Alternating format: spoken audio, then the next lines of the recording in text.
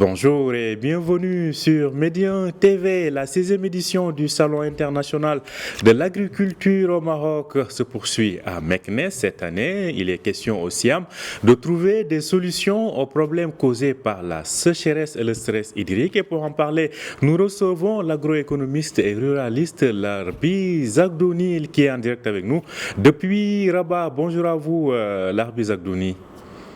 Bonjour, monsieur.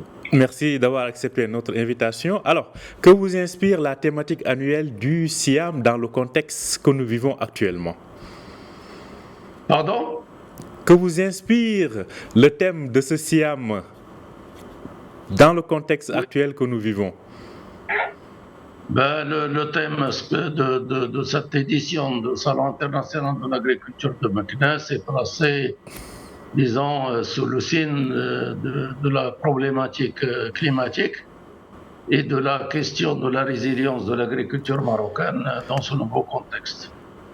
Ce qui reflète quelque part la situation difficile que traverse notre agriculture aujourd'hui et qui est soumise à une série de défis qui s'opposent d'ailleurs à l'échelle mondiale, pas seulement à notre agriculture, mais à charge pour nous de trouver les leviers, les voies, de manière à lui permettre de résister et de développer ses capacités à s'adapter à ce nouveau contexte. Alors, selon vous, bien évidemment, justement, quels sont les moyens pour s'adapter à ce contexte de sécheresse? Quelles sont les solutions qui peuvent être mises en avant? Je crois que c'est une question énorme qui n'est pas facile à cerner et qui fait appel, j'allais dire, à un élan d'ensemble national. Pourquoi je fais mention de ça en préalable à ma réponse?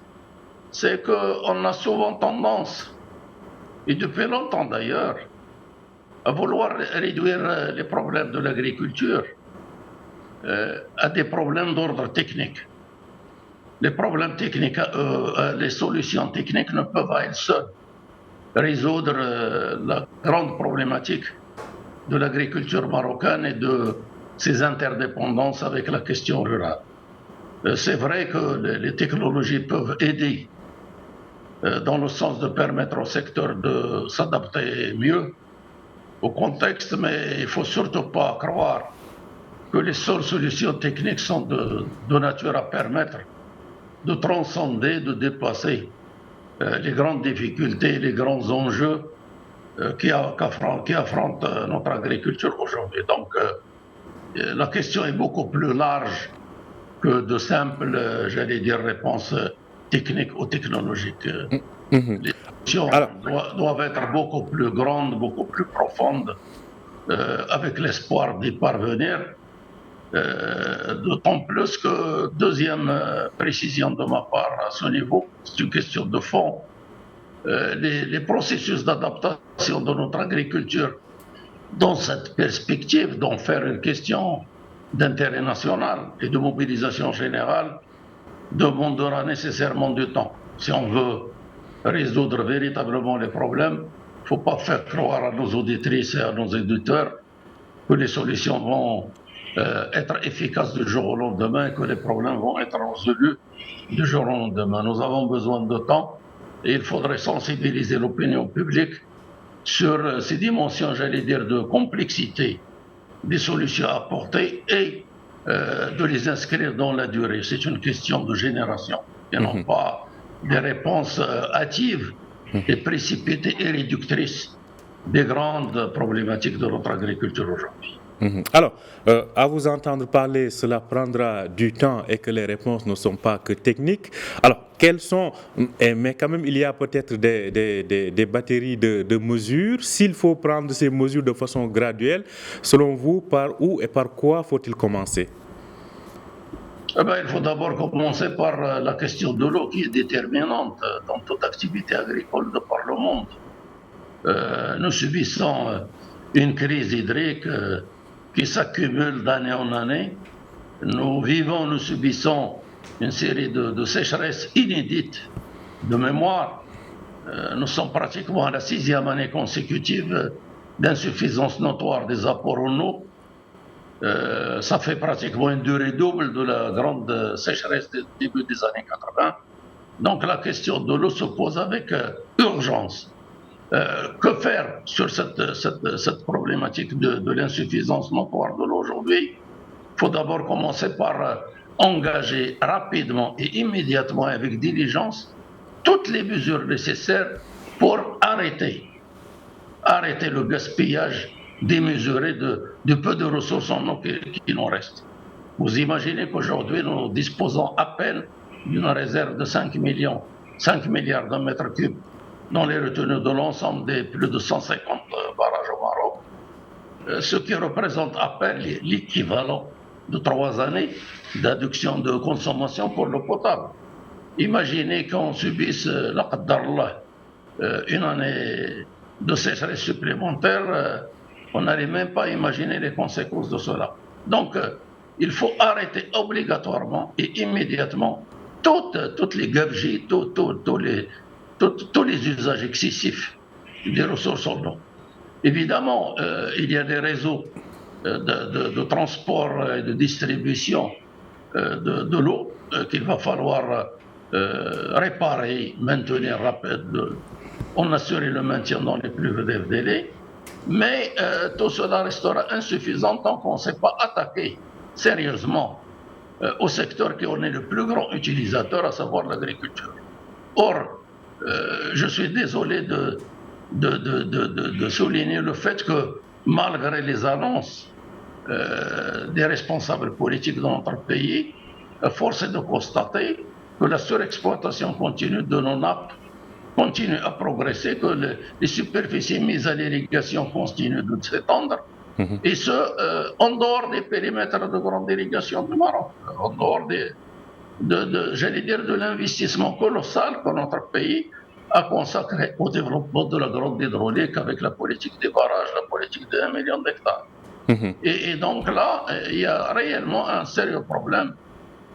C'est un appel à la cohérence des politiques publiques. On ne peut pas dire une chose et laisser faire son contraire sur le terrain. Donc cette question d'arrêter l'hémorragie, et je pèse même d'arrêter l'hémorragie rapidement de l'usage excessif de nos ressources en eau souterraine, c'est une urgence absolue.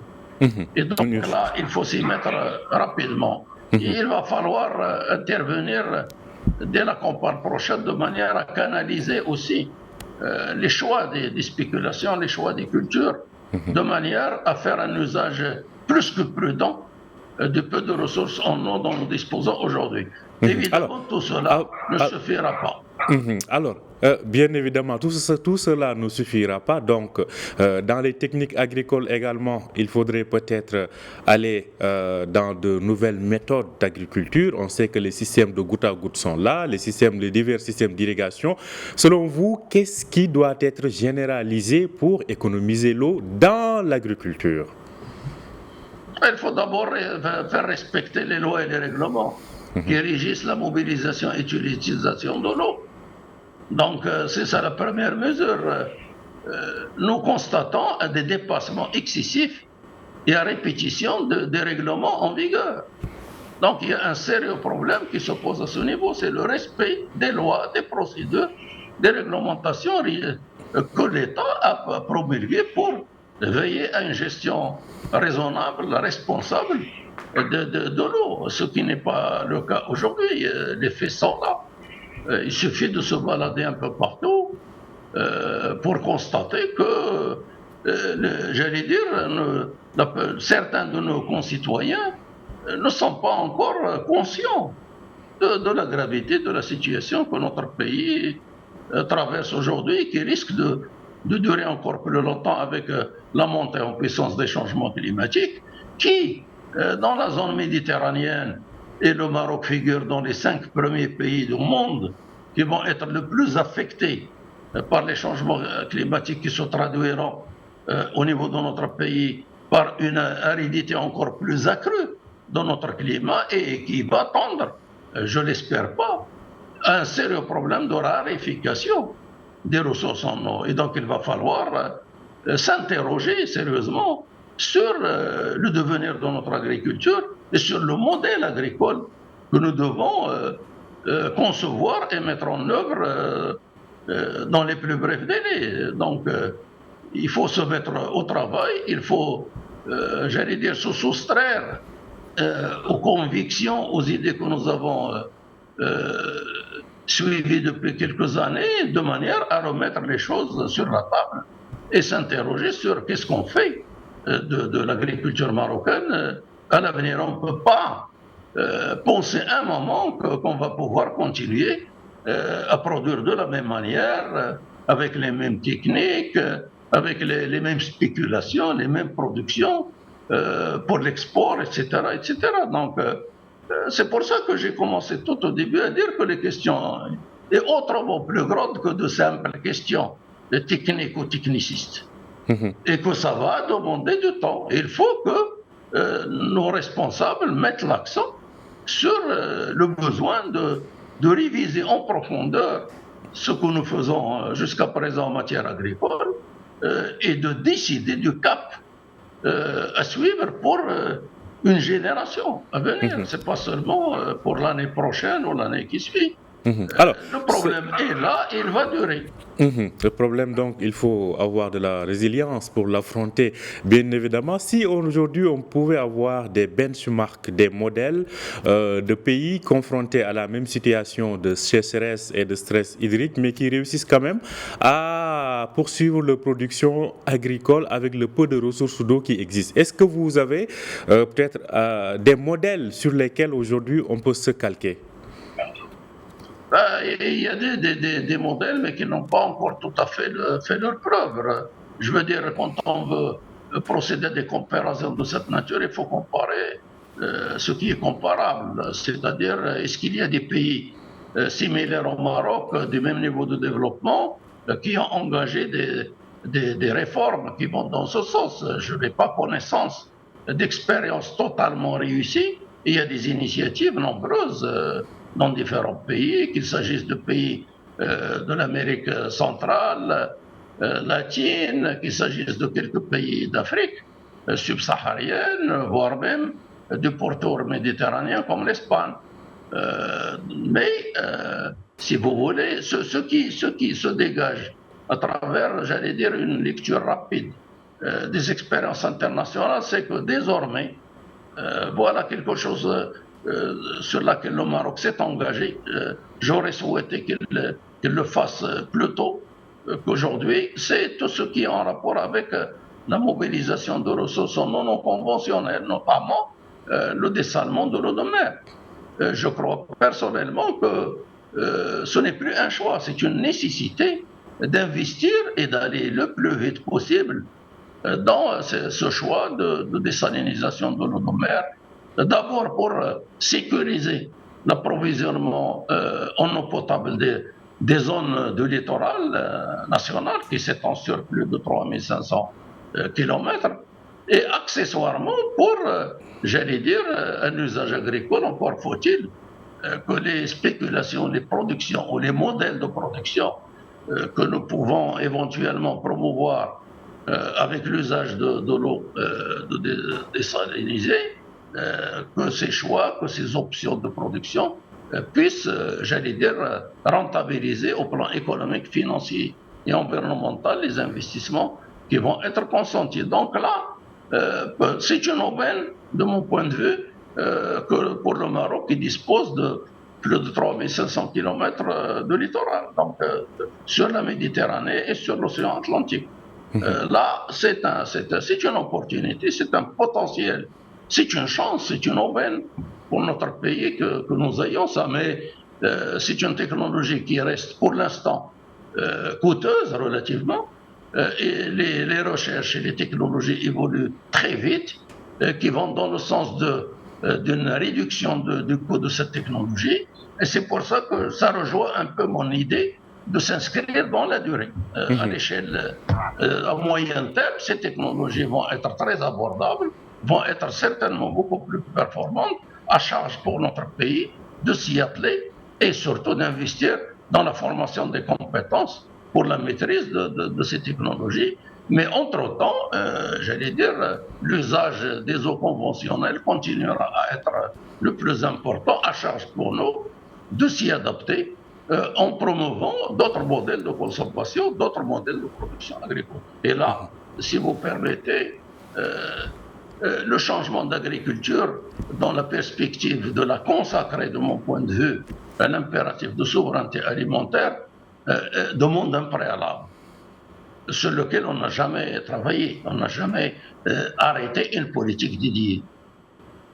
Il s'agit du modèle de consommation.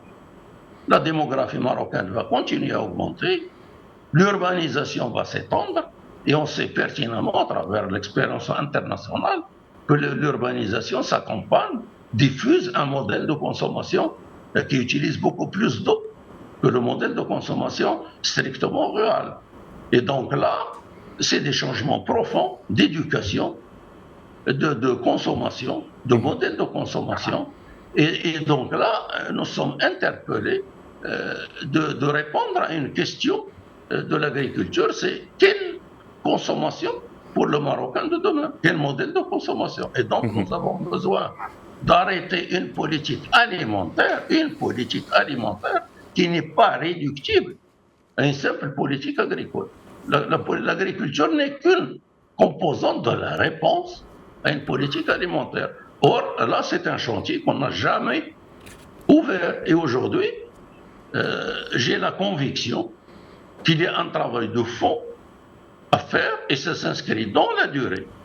C'est un travail d'une génération de manière à évoluer vers un autre modèle de consommation alimentaire au Maroc qui soit moins, excessif en termes d'utilisation des ressources naturelles, qui répond évidemment aux besoins essentiels de notre population et qui préserve la capacité de notre agriculture à répondre à l'impératif de souveraineté alimentaire. D'autant plus que lorsqu'on procède à une lecture du contexte géopolitique international d'aujourd'hui et ces tendances lourdes, il y a de fortes incertitudes qui se pointent à l'horizon et qui risquent de se traduire par des tensions, des ruptures d'approvisionnement en produits de base, d'où l'obligation pour notre agriculture désormais de s'inscrire dans la perspective de répondre d'abord à l'impératif de souveraineté alimentaire de notre pays. En tout cas, c'est à suivre. Merci à vous, Larbi Zagdouni. Je rappelle que vous êtes agroéconomiste et ruraliste. Merci d'avoir accepté notre invitation. Merci à vous et c'est un devoir de ma part de contribuer à ce débat qui intéresse le sort de mon pays. Merci. C'est bien dit. Merci à vous aussi de nous avoir suivis. Je rappelle que vous pouvez retrouver cet entretien sur notre site www.medianews.com. Bonne journée, bonne suite de programme sur Média TV.